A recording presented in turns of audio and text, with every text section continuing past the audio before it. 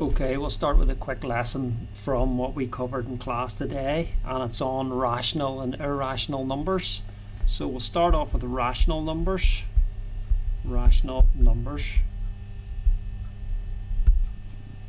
First of all, we need to all be able to understand what rational numbers are, and we can group them under three categories. So one is all whole numbers.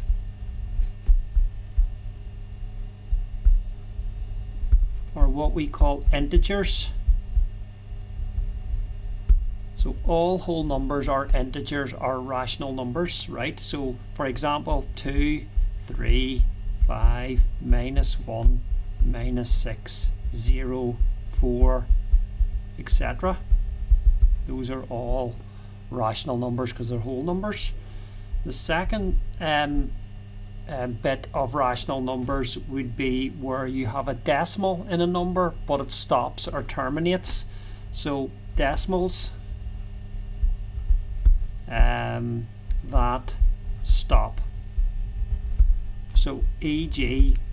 2.1, 3.15, 6.75, etc.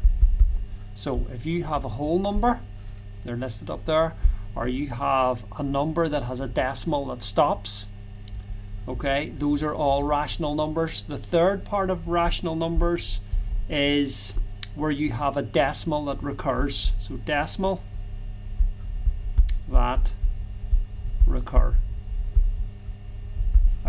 or have a pattern, right, a recurring pattern. So an example would be 2.3 recurring, it would have a wee dot over the 3, or 6.17, a dot over the 1 and a dot over the 7, that would be 6.171717, or 5.283 recurring, where the 2, 8 and the 3 recur. So if you think of all these numbers together, if you were to group all of those together, those are all called rational numbers. Okay, those are all rational numbers. So all whole numbers, all decimals that terminate, okay, or stop, and all decimals that have a recurring pattern together, they're called rational numbers. So we're going to look then at irrational numbers, okay?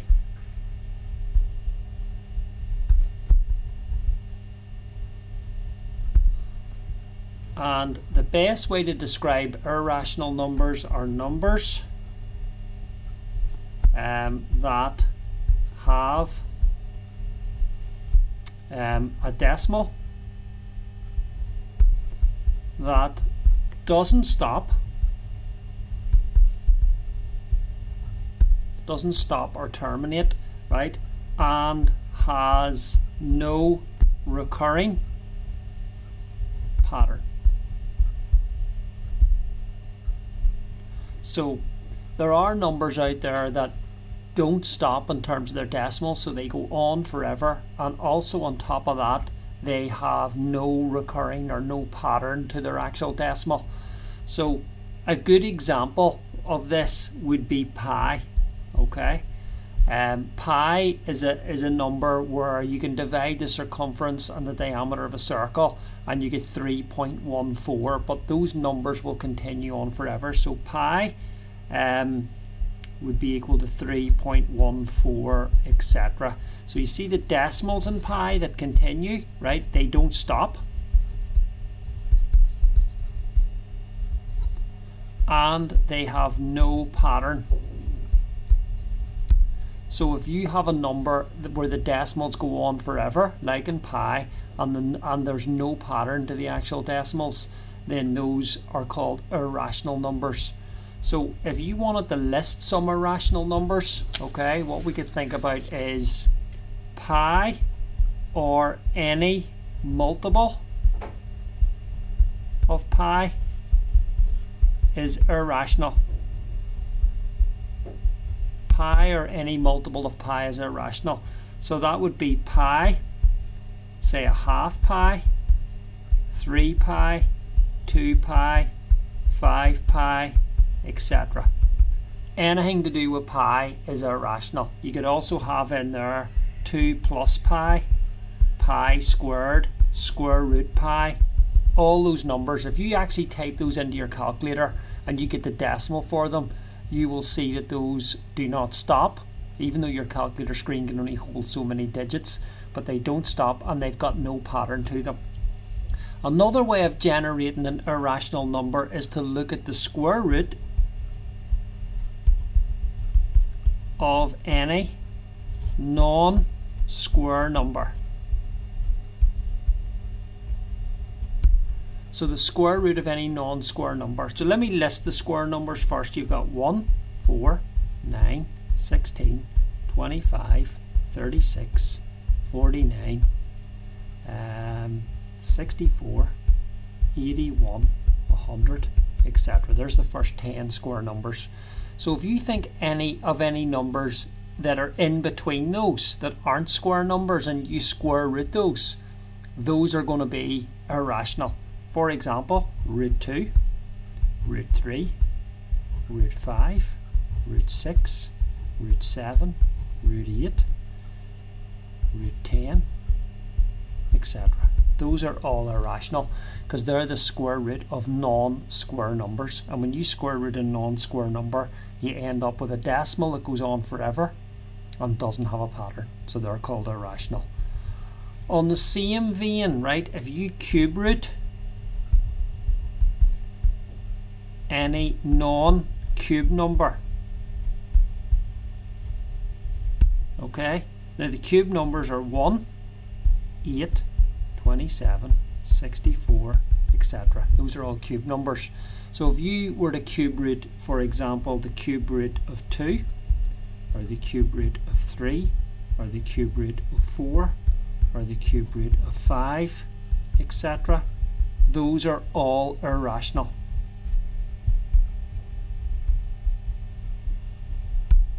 Because they're the cube root of any non-cube number.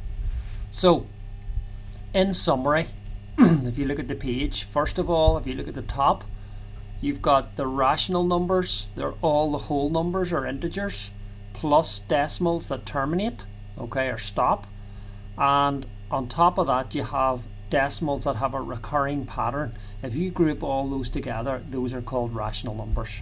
The irrational numbers, okay, are a different group. The irrational numbers have a they have a decimal that doesn't stop or terminate. The decimal goes on forever and there is no recurring pattern to the decimal.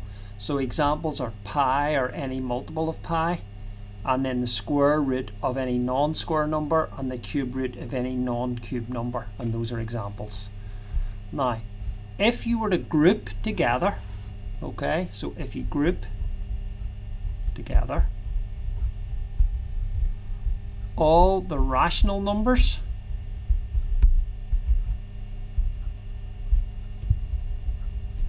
and irrational numbers,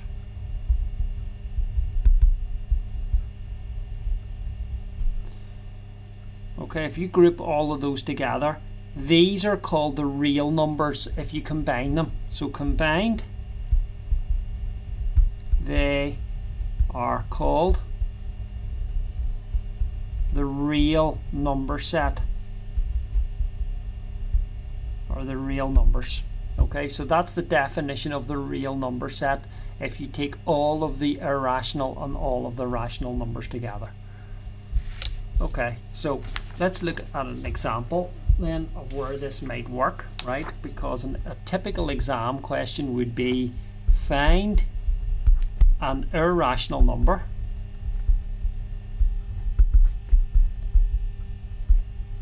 between, let's say, 10 and 12. Okay, so you have to find an irrational number between 10 and 12. Well, there's an easy way to do this. Okay, you see 10 is actually the square root of 100. That's the same as 10. And 12 is the square root of 144.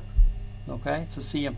So if you think of a number between 100 and 144 and you square root it, so if I take, for example, the square root of 120, okay, we can work that out on our calculator. So if I type it in here, just type it in, 120 square rooted, you end up with 10.9544515, etc. So that is irrational, the square root of 120, because 120 is not a square number, and this answer lies between 10 and 12. Okay. Another way that you could have looked at that is, you know that pi is equal to approximately 3.14, etc. Okay, so if you were to look at 3 pi, right, is going to be less than 10, but 4 pi is going to be greater than 12. So if you were to look at something like 3.5 pi, so I'm going to multiply that on my calculator. So I'm going to multiply 3.5 multiplied by pi.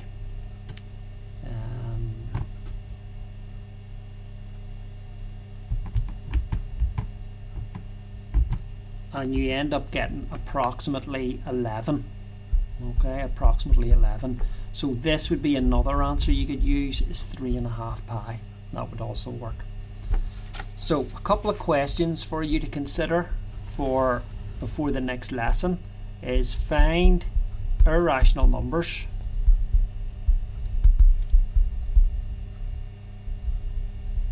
Okay, so part A, between. So part A will go 5 and 6. So you have to find an irrational number between 5 and 6. Part B, between 1 and 2. Part C, between 3.2 and 3.7. Okay, so find an irrational number. And then part D, find an irrational number between 11 and 12. Okay, so 4 questions to do. The first one is find an irrational number between 5 and 6. Part B, find an irrational number between 1 and 2. Part C, between 3.2 and 3.7. And part D, between 11 and 12. Okay, good luck with that, and we'll chat to you in the next lesson.